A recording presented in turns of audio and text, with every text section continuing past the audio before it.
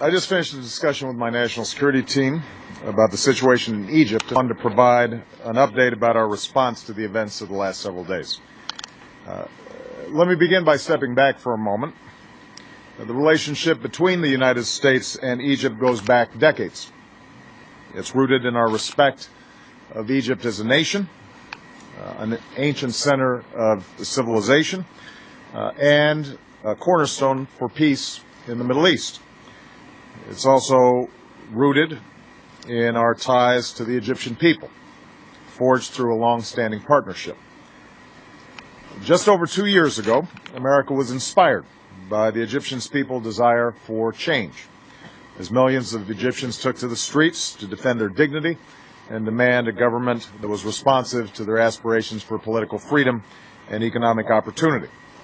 And we said at the time the change would not come quickly or easily, but we did align ourselves with a set of principles: nonviolence, a respect for universal rights, and a process for political and economic reform.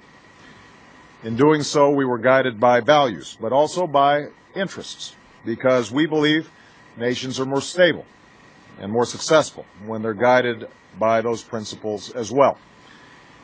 And that's why we're so concerned by recent events. We appreciate the complexity of the situation. While Mohamed Morsi was elected president in a democratic election, his government was not inclusive and did not respect the views of all Egyptians. We know that many Egyptians, millions of Egyptians, perhaps even a majority of Egyptians, were calling for a change in course. And while we do not believe that force is the way to resolve political differences, after the military's intervention several weeks ago, there remained a chance for reconciliation and an opportunity to pursue a democratic path. Instead, we've seen a more dangerous path taken through arbitrary arrests, a broad crackdown on Mr. Morsi's associations and supporters, and now, tragically, violence that's taken the lives of hundreds of people and wounded thousands more. The United States strongly condemns the steps that have been taken by Egypt's interim government and security forces. We deplore violence against civilians. We support universal rights essential to human dignity, including the right to peaceful protest. We oppose the pursuit of martial law, which denies those rights to citizens under the principle that security trumps individual freedom, or that might makes right.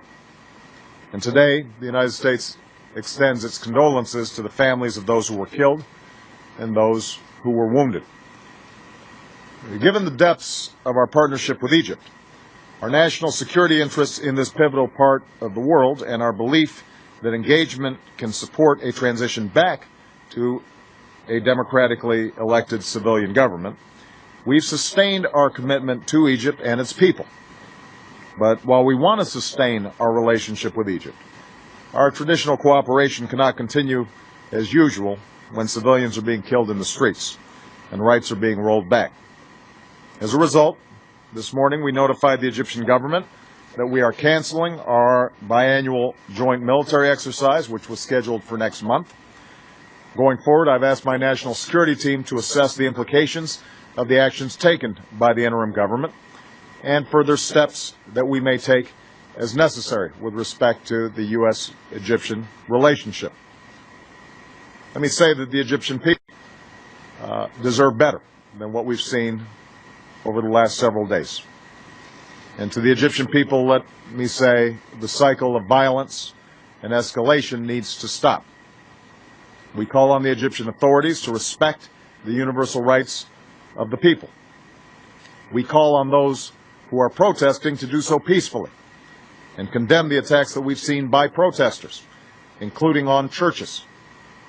We believe that the state of emergency should be lifted, that a process of national reconciliation should begin, that all parties need to have a voice in Egypt's future, that the rights of women and religious minorities should be respected, and that commitments must be kept to pursue transparent reforms of the Constitution and democratic elections of a parliament and a president. And pursuing that path will help Egypt meet the democratic aspirations of its people while attracting the investment, tourism, and international support that can help it deliver opportunities to its citizens.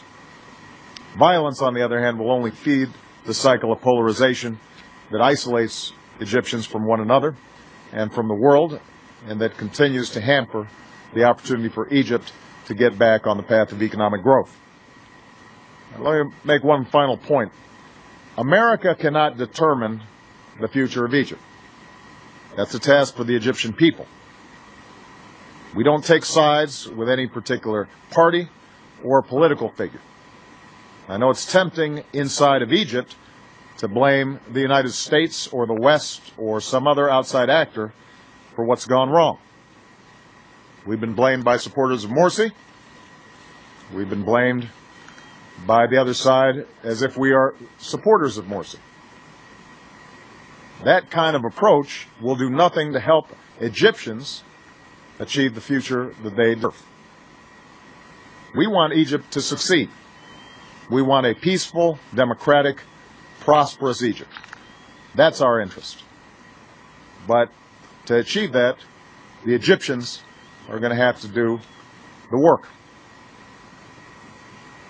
We recognize that change takes time, and that a process like this is never guaranteed. There are examples in recent history of countries that are transitioned out of a military government towards a democratic government, and it did not always go in a straight line, and the process was not always smooth.